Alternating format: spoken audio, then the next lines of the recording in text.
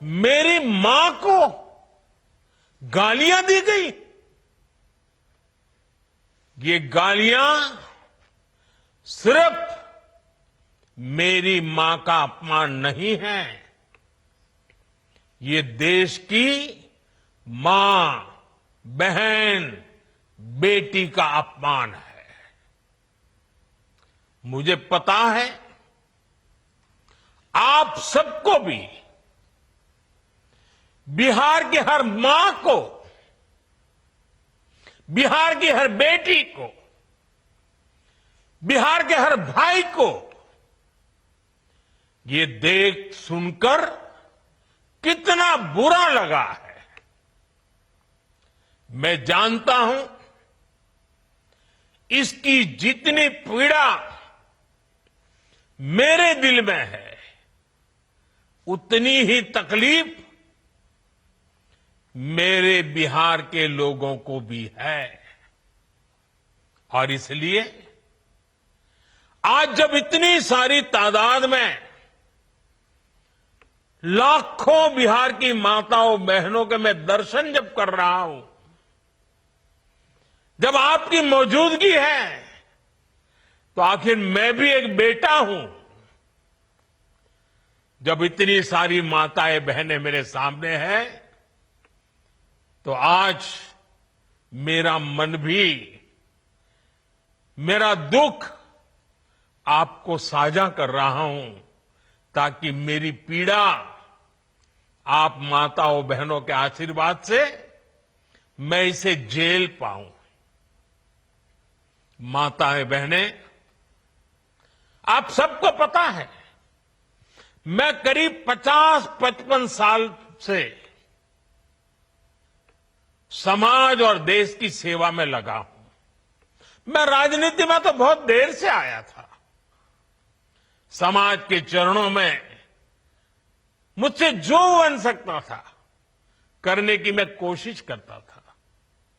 मैंने हर दिन, हर क्षण अपने देश के लिए, मेरे देशवासियों के लिए मुझसे जो हो सका, जहां हो सका, पूरे लगन से, मेहनत से काम करता रहा। और इसमें मेरी मां के आशीर्वाद, मेरी मां की बहुत बड़ी भूमिका रही है। मुझे मां भारती की सेवा करनी थी, इसलिए मुझे जन्म देने वाली मेरी मां ने मुझे अपने दायित्वों से मुक्त कर दिया था। और मां ने मुझे आशीर्वाद दिया कि बेटा जाओ, देश की करोड़ों माताओं की सेवा करना, देश के गरीबों की सेवा करना। उस मां के ही आशीर्वाद से मैं चल पड़ा था।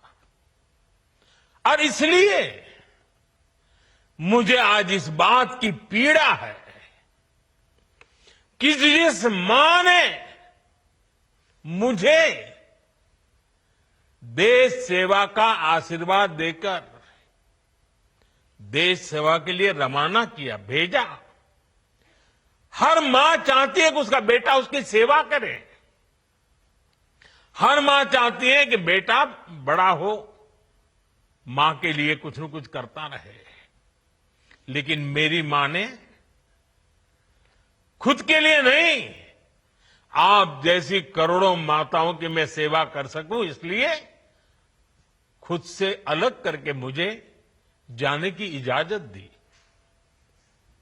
आप सब जानते हैं, अब मेरी मां का शरीर तो इस दुनिया में नहीं है। कुछ समय पहले 100 साल की उम्र पूरी करके वो हम सबको छोड़ के चली गई। मेरी उस मां को, जिसका राजनीति से कोई लेना देना नहीं, जिसका शरीर भी अब नहीं है, मेरी उस मां को आरजेडी कांग्रेस के मंच से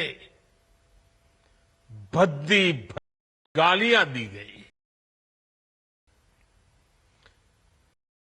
बहने, मैं देख रहा हूं आपके चेहरे, आपको भी कितना दर्द हुआ होगा। मैं देख रहा हूं कुछ माताओं की आंख में आंसू मुझे नजर आ रहे हैं। ये बहुत ही दुख देने वाला है, कष्ट देने वाला है, पीड़ा देने वाला है। क्या गुना, उस मां का क्या गुना जैसे भद्दी गालियां सुना दी जाए। साथियों, हर मां अपने बच्चों को बहुत तपस्या करके पालती है। यहां मेरे सामने बैठी हुई हर मां उतनी ही लगन से, उतनी ही तपस्या से अपने बच्चों को पालती है। बच्चों से बड़ा मां के लिए कुछ नहीं होता है। मैंने भी बचपन से अपनी मां को ऐसे ही रूप में देखा था।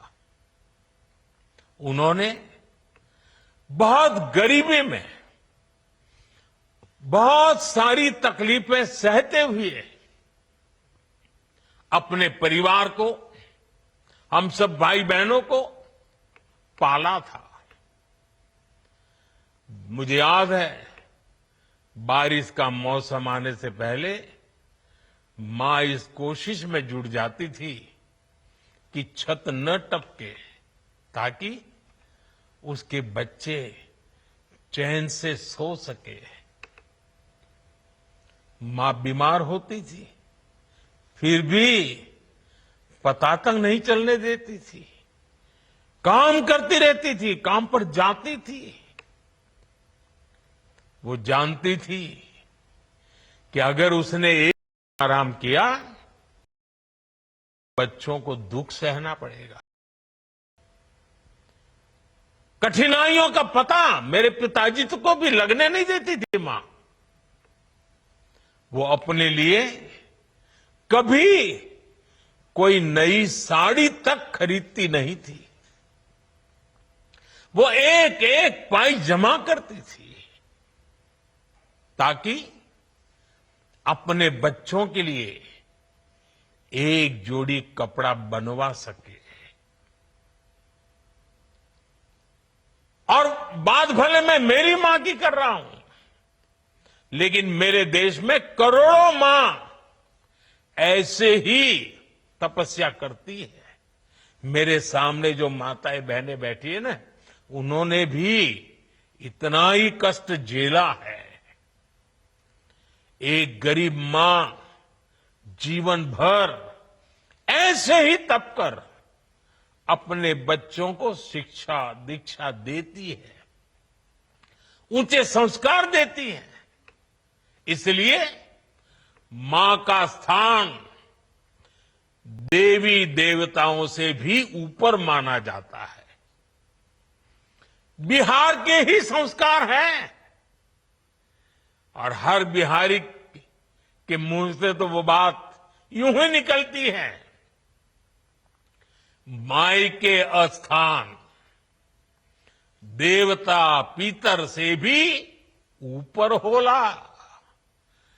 काहे की आपन बाल बच्चा खातिर ऊ कौनो देवी नियर परछाई बनके पोस पाल के बड़े करेली, खुद ही दुख सह के दिखावेली संसार।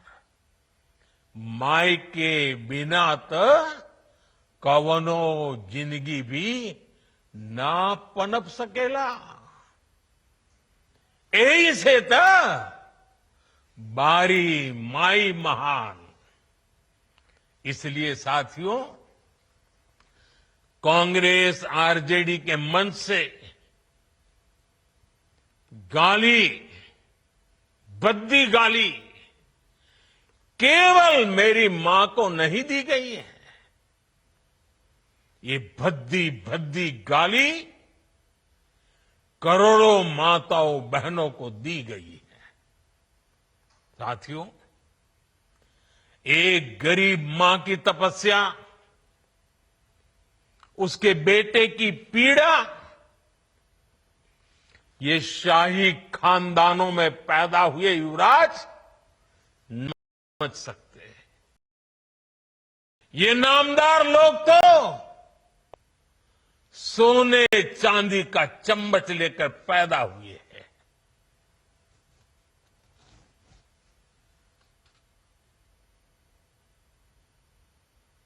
वो तो यही मानते हैं कि देश और बिहार की सत्ता इन्हें अपने खानदान की विरासत लगती है। इन्हें लगता है कुर्सी इन्हें ही चाहिए। इन आपने कोई पिछड़ा, अति पिछड़ा आगे बढ़ जाए, ये कांग्रेस को तो कभी बर्दाश्त नहीं हुआ है।